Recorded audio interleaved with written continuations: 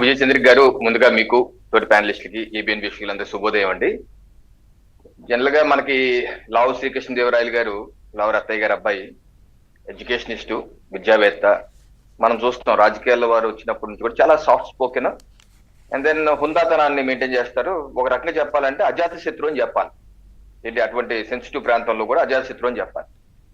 అటువంటి వ్యక్తిని ఇప్పుడు రజనీ గారు కెలికేశారు. ఇప్పుడు రాయల వారి మీద రాయేస్తే ఎప్పుడు కోపం రాని రాయల వారి కోపం వచ్చి మద్యం బాంబుని వైసీపీ కాంపౌండ్ లో వేసి ఢిల్లీ నుంచి గల్లీ వరకు ప్రకంపనలు సృష్టిస్తారు. ఇప్పుడు వైసీపీ వాళ్ళు రజనీ గారు బాంబు వేశారు కానీ ఆ పిన్ను పీకుతారా లేదా అనేది మీ చేతిలో ఉంది. బాంబు పేలుతుందా లేదా అని అందరూ వెయిటింగ్. అంటే పిన్ ఆల్రెడీ మన చేతికి వచ్చేసిందని నేను మొన్న 25వ తారీఖు నేషనల్ మీడియా ఒక ఇంగ్లీష్ పత్రికల్లో స్పష్టంగా రాసింది ఏంటంటేనండి, అది మనకి తెలుగు మీడియాలో ఎక్కువ కవర్ కాని అంశం. అది చెప్పండి. అయితే మనం ఎస్ఐటి వేసాం మద్యం కుంభకోణం విషయంలో. ఎస్ఐటి ఎప్పుడు వేసామండి? 5/2/2025 జీవో నెంబర్ 262 ఇచ్చాం.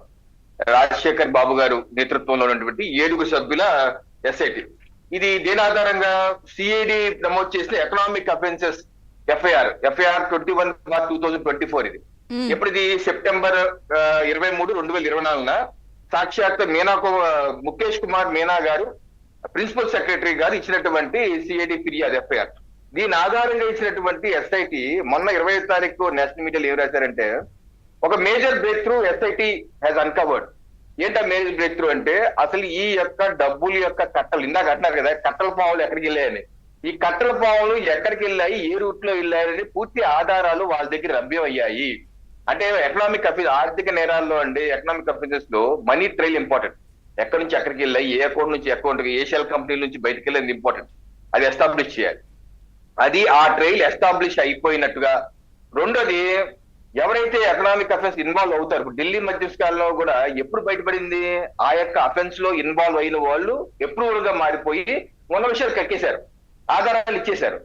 అప్పుడు మొత్తం బయటపడింది. లేకపోతే ఎవరో చెప్పకపోతే కొంచెం కష్టం బయటపడతాయి ఇటువంటి ఎకనామిక్ అఫెన్సెస్. అదే జగన్మోహన్ రెడ్డి గారు ఆరితేరినటువంటి నేర గారు 2004 ముందు ఆయన ఇన్కమ్ ట్యాక్స్ రిటర్న్స్, ఆయన ఆదాయం ఎంత లక్షల్లో ఉంటే 2009-10 వచ్చేసరికి కోట్లలోకి, 100 కోట్లకి వెళ్ళిపోయింది. సో అటువంటి వ్యక్తి.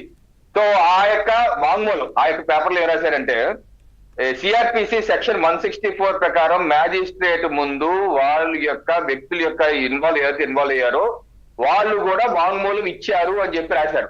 సో ఇది గనక అది కరెక్ట్ అయితే SIT has made a major break through. So అటువంటి ఆధారాలు ఉంటే ఇంకా దేవుడు కూడా ఎవరిని కాపాడలేరు.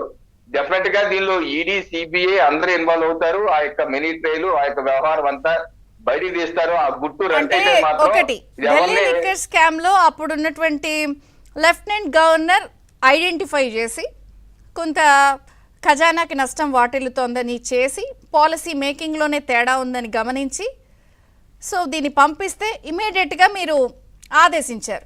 సో ఇక్కడ ఏపీ ప్రభుత్వం ఆల్రెడీ సిఐడి, విజిలెన్స్ వీటన్నిటి ద్వారా ఆధారాలు సేకరించింది, ట్రాన్సాక్షన్స్కి సంబంధించినవి ఇచ్చింది, షా గారు ముందు పెట్టారు. కాబట్టి ఇప్పుడు నేను అందుకే అడుగుతున్నాను, వెళ్ళి కనుక్కురండి అని ఆదేశిస్తారా? ఇప్పుడు ఢిల్లీ లిక్కర్ స్కామ్ లో అండి, అసలు దీన్ని బయటకు తీసుకొచ్చింది ఎవరు? Delhi Pradesh Congress committee president Anil Kumar. ఈయన లెటర్ రాశాడు. ఎవరికి?